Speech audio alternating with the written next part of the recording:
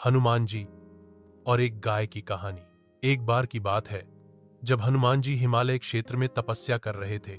वे प्रभु श्री राम का ध्यान कर रहे थे और संसार से निर्लिप्त हो गए थे। उसी समय वहां एक गाय अपने बछड़े के साथ चरने आई।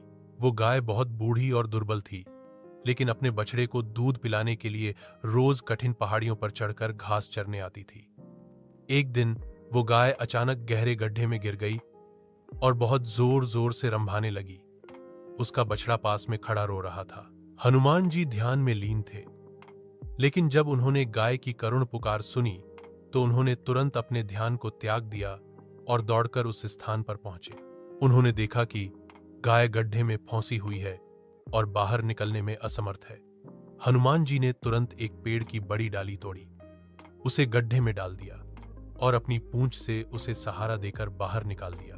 गाय बाहर निकलते ही हनुमान जी के चरणों में गिर पड़ी, जैसे वो जानती हो कि ये कोई साधारण संत नहीं, राम भक्त हनुमान है।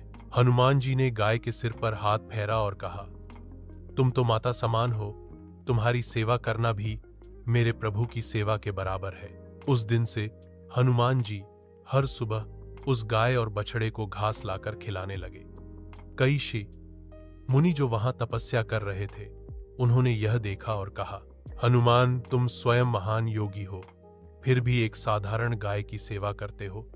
हनुमान जी ने उत्तर दिया, जो जीव दुख में है उनकी सेवा करना ही सच्चा योग है। गौ माता में तो सभी देवताओं का वास होता है। इस बात से ऋषि मुनि भी भाव विभोर हो गए। शिक्षा, सेवा, करुणा और दया का कोई छोटा बड़ा रूप नहीं होता।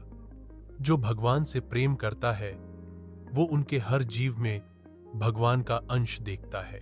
गौ माता की सेवा करना स्वयं ईश्वर की सेवा के बराबर माना गया है।